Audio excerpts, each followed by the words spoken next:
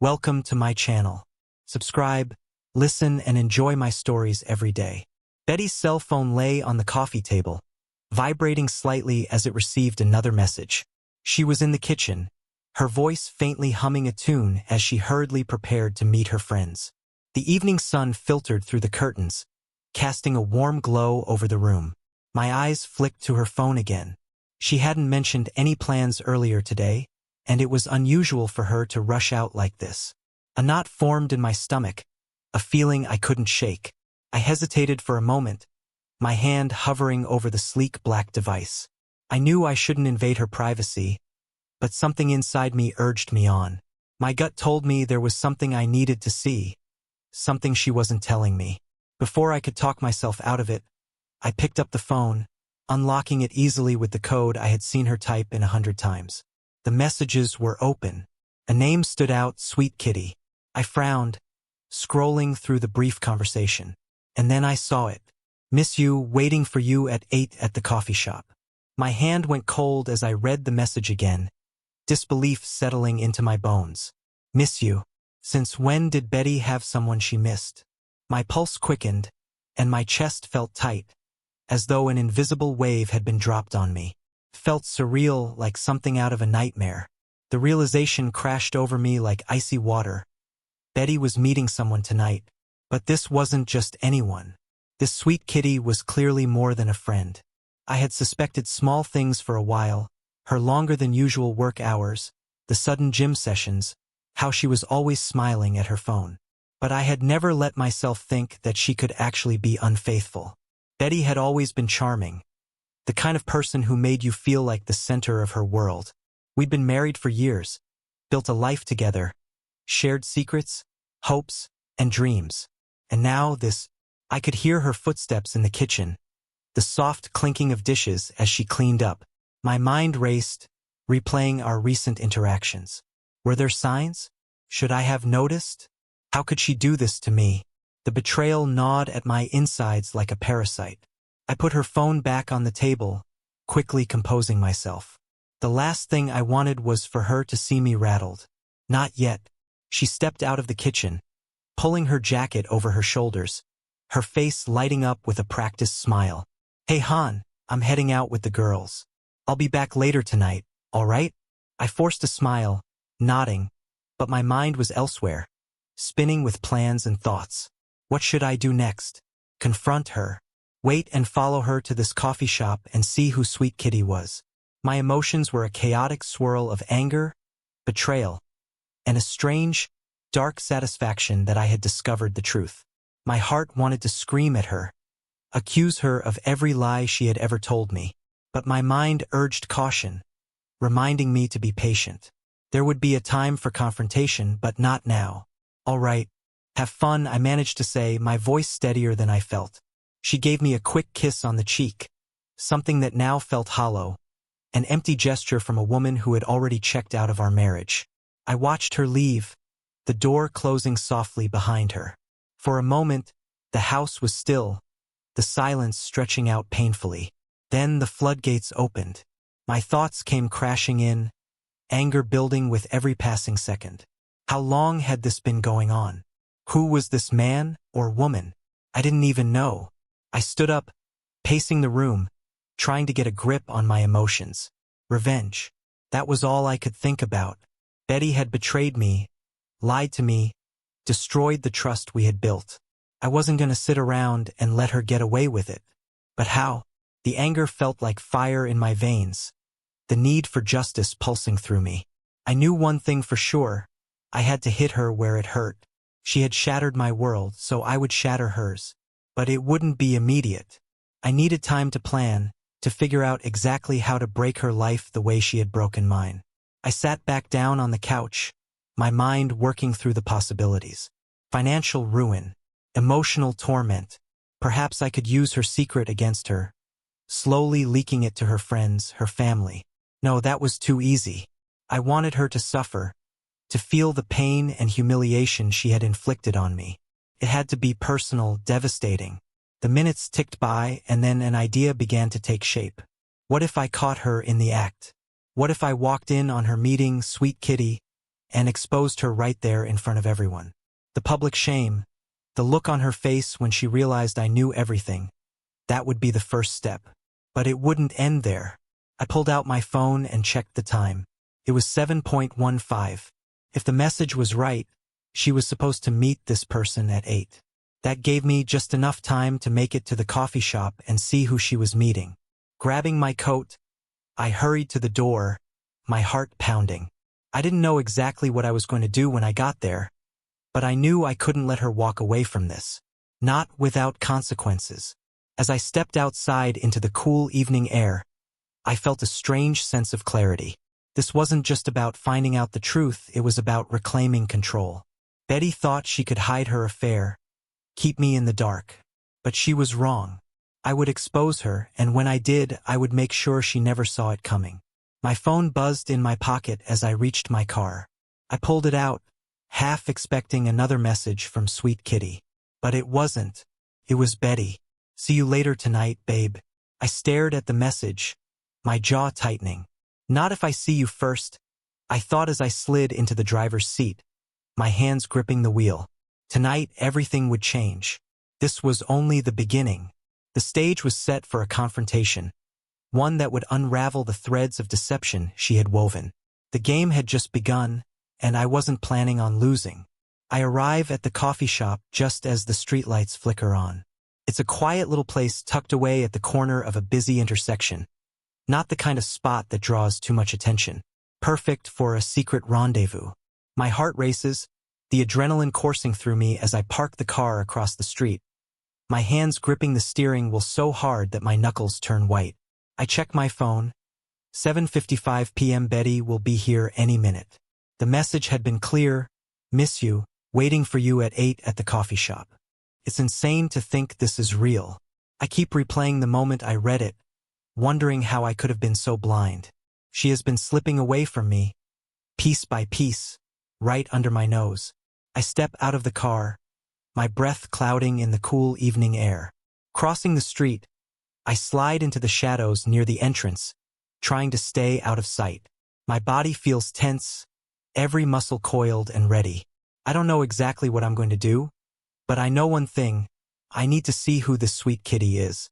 The minutes tick by slowly, and I can feel my anxiety building, but I force myself to stay calm.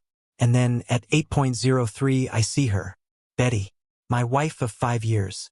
The woman who, just hours ago, kissed me on the cheek and told me she was going to meet her friends. She walks toward the coffee shop with her usual grace, her dark hair pulled back, wearing the scarf I bought her last Christmas. A surge of anger burns in my chest. The same woman who had just texted me sweet nothings is about to meet her lover. I stay in the shadows as she enters the coffee shop. A few moments pass before I follow, keeping a safe distance. I peek through the glass windows, careful not to be seen. Betty takes a seat in the far corner, her eyes scanning the room. She doesn't seem nervous. In fact, she looks comfortable, happy. My stomach turns at the sight of it. She pulls out her phone and checks it, probably messaging her mysterious lover to confirm she's here. I wonder if she's texting me, playing her little game of deception. I lean closer to the window, trying to get a better view of her expressions, but before I can analyze too much, the door opens again. A man walks in, tall and broad-shouldered, with a confident stride. He's wearing a dark leather jacket, his hair slicked back. There's an air of arrogance about him that instantly irritates me. He glances around the cafe, and then his eyes land on Betty. A slow smile spreads across his face. I can't believe what I'm seeing. She stands up to greet him, and without hesitation, they embrace, an intimate, familiar hug. Not a quick, friendly greeting, but something more. He leans down and whispers something in her ear, making her laugh. My hands clench into fists as I stand frozen by the window. The urge to storm in and confront them is almost unbearable, but something holds me back. Not yet. I need to see more. I need to know how deep this betrayal runs. They sit down together, and I watch them, unable to tear my eyes away. Betty is smiling, her face animated as they talk. She looks so free, happier than I've seen her in months. There's a light in her eyes that I thought had been lost to the stresses of work and life. But no, she's found it here with him. I need to get closer. I slip inside the coffee shop, keeping my head down as I move toward a table near the back. I choose a spot where I can still see them but remain unnoticed. The murmur of the other patrons and the clinking of cups provide cover for my movements. I'm close enough now that I can hear fragments of their conversation. "So glad we could finally do this," the man says, his voice low and smooth. His hand is resting on the table, inches from hers. She doesn't pull away. "I've missed you," Betty replies softly, her eyes flickering with something I haven't seen in a long time. Desire. Affection.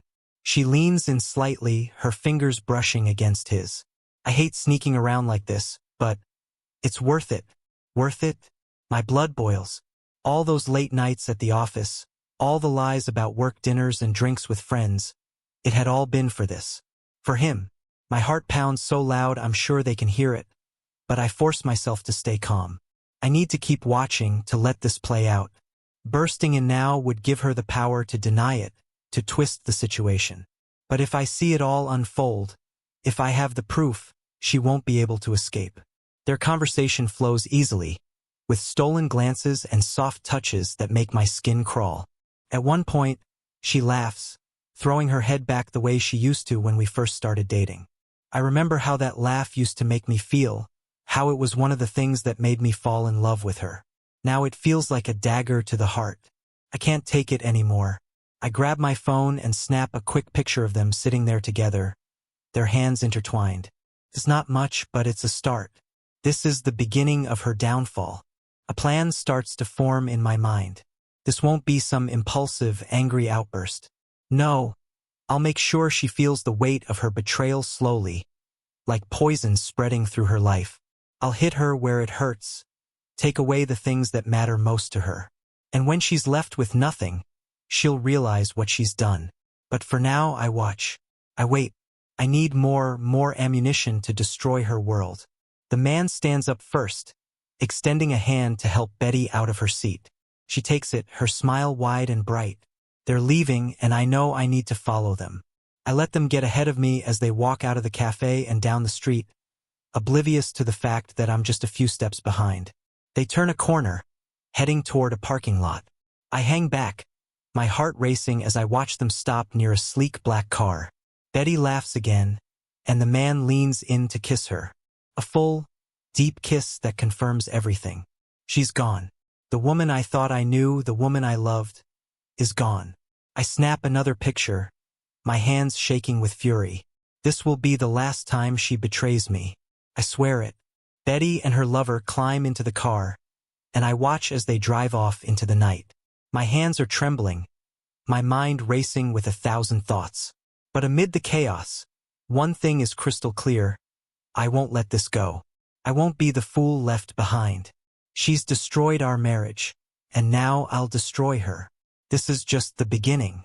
The drive home is a blur. My knuckles are white as I grip the steering wheel, the weight of what I just witnessed pressing down on me. Betty, my wife, in the arms of another man. Laughing, touching, kissing. It's all playing over and over in my mind, like a bad movie I can't switch off. I pull into the driveway and sit in the car for a moment, staring at our house. The house we built together where we were supposed to make memories, raise a family.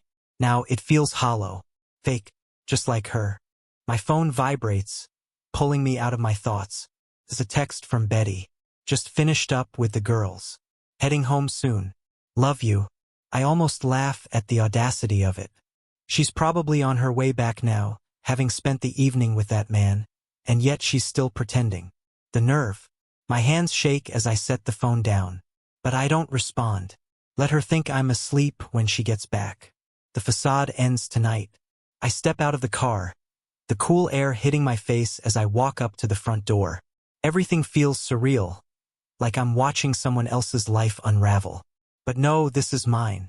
Betty is tearing apart everything we built, and she doesn't even know I'm onto her. But she will. Soon. Inside the house, everything is just as she left it. Her coffee mug still sits on the counter, her jacket draped over the chair. It's amazing how ordinary things can feel so tainted. I head to the living room and sit down, trying to collect my thoughts. I need a plan. I reach for my laptop. If I'm going to make her pay, I need to be smart about it. No impulsive moves. I open a folder and start organizing the pictures I took of her and her lover tonight. They're clear enough to prove what I saw, but this is just the beginning. I need more. More evidence. More leverage. As I sift through the photos, the wheels in my mind start turning. Betty has always cared about appearances, her reputation at work, the way she's seen by her friends and family. If I expose her affair in the right way, it will destroy her. But that's not enough. I need to make sure she feels the pain of betrayal like I do. Slowly, methodically, suddenly, the front door clicks open, and I hear Betty's footsteps as she walks in. I close the laptop and lean back on the couch, feigning casualness. "Hey, Han," she calls out from the hallway, her voice cheerful and light, as if nothing had happened. I don't answer immediately, letting the silence hang in the air. She steps into the living room, her smile fading slightly when she sees me sitting there. "You're still up?" she asks, slipping off her shoes and moving toward me. "Thought you'd be in bed by now." I look up at her, studying her face. She looks the same, calm, composed. But now I know what lies underneath. The lies, the deceit. "Yeah, just couldn't sleep," I reply, my voice neutral. She frowns, walking over and sitting next to me. "Everything okay?" I almost want to laugh at how perfect her performance is. "Just thinking," I say, my eyes locking onto hers, daring her to see if she can sense the shift. "How was your night?" "Oh, she shrugs, "just drinks with the girls. Same old stuff." "You." I can barely contain the anger bubbling up inside me, but I force myself to stay calm. "Nothing much," I say, keeping my tone even. "Worked on a few things for the office. It was a quiet night." She nods, clearly relieved that I'm not pressing her. She leans in and kisses me on the cheek, the gesture so hollow it almost makes me flinch. "I'm going to take a shower," she says, standing up and heading down the hall. I watch her go, my heart pounding in my chest. I know I should confront her, but I hold back. Not yet. There's still time. Time to make her pay. As the sound of the shower starts, I open my laptop again and start digging through her social media. There's nothing obvious, she's careful. But I know there are cracks, and I'm going to find them. I hack into her email account, my fingers moving swiftly over the keyboard. I've always been good with tech, and she's never been one to cover her tracks too well. Sure enough, there it is. An email from an unknown address, dated a few days ago. The subject line simply reads, "Miss you." I click it open, my heart racing. "Can't wait to see you again. Last night was amazing. Same time next week." I feel a surge of rage as I read it. She's been meeting him regularly. This wasn't a one-time thing. They've been seeing each other for God knows how long. The depth of her betrayal hits me like a punch to the gut, but it also fuels me. This is exactly what I need. I take screenshots of the emails, saving everything. This will be my weapon, the one that destroys her perfect little world. I lean back, feeling a strange sense of satisfaction. This is just the beginning. Betty thinks she's getting away with it, but she has no idea what's coming. The water shuts off, and I close the laptop again, slipping it back onto the coffee table as Betty emerges from the bathroom, her hair wrapped in a towel. She smiles at me, that same fake smile she's been wearing for months. "Coming to bed?" she asks. I nod, standing up and following her to the bedroom, my mind still spinning with plans. This isn't over. Not by a long shot. As we lie in bed, her breathing soft and even, I stare at the ceiling wide awake. The betrayal still burns, but now there's something else alongside it. A cold, calculated determination. Tomorrow I'll start gathering more evidence. I'll follow her again, see how far this goes. I need to know everything before I strike. And when I do, it will be devastating. The idea of revenge keeps me awake, my mind racing with possibilities. I know one thing for sure. Betty will regret this. She has no idea what's coming. I close my eyes, forcing myself to breathe slowly, the darkness of the room mirroring the growing darkness in my heart. This isn't just about getting back at her anymore. This is about taking control, about making sure she never forgets what she did to me. The retribution is coming, and it's going to hurt. The intrigue and tension remain high as the pieces fall into place. Betty's life, so carefully constructed, is about to crumble, and she won't see it coming. I'll make sure of that. The next few days are a blur of planning. Every night, Betty continues to act like nothing is wrong, oblivious to the storm that's about to hit. But I'm patient. Every lie she tells, every smile she gives me while she's sneaking around with that man only fuels the fire inside me. I've gathered more evidence, texts, emails, photos, enough to ruin her completely. But I'm not interested in simply confronting her. No, that's too easy. I want her to feel the pain she's inflicted on me, and I want her lover to suffer, too. Tonight, it all comes to a head. I've planned everything down to the last detail. Betty thinks I'm going on a business trip, just like I told her. But instead of boarding a flight, I'm parked outside the restaurant where I know she's meeting him. She's become predictable in her routine, and I've been tracking her movements for days. This will be the last time. The plan is already in motion. I've sent her lover, who I've learned is named Mark, an anonymous email. In it, I hinted that Betty's husband knows everything and is planning to expose their affair. I made sure to include just enough truth to make him panic. By now, he's probably freaking out, wondering what's going to happen next. I check my watch. 7:50 p.m. She'll be arriving soon. I'm parked in a discreet spot across the street, my eyes on the restaurant entrance. The message I sent Mark instructed him to meet Betty in a private room at the back, under the guise of discussing their future. He's expecting a quiet, intimate evening where they can strategize how to deal with me. What he doesn't know is that I've set them both up. I glance at my phone and send a quick text to Betty. The simple, "Love you, babe. Hope your night's going well." A test. I want to see how she responds. A minute later, my phone buzzes. "Love you too. Everything's great. See you tomorrow." I clench my jaw, staring at the words on the screen. The lies are almost impressive in their brazenness. But this is it, the final night she'll get away with any of it. At 8:05, I see her walk into the restaurant, her usual confident stride betraying no hint of the deception she's carrying with her. She's dressed to impress, wearing that tight red dress she knows I like. But tonight, it's for him, not me. I wait a few more minutes before I make my move. I step out of the car, the cool night air sharpening my focus. As I cross the street and walk toward the restaurant, my heart pounds in my chest, not from fear or nerves, but from anticipation.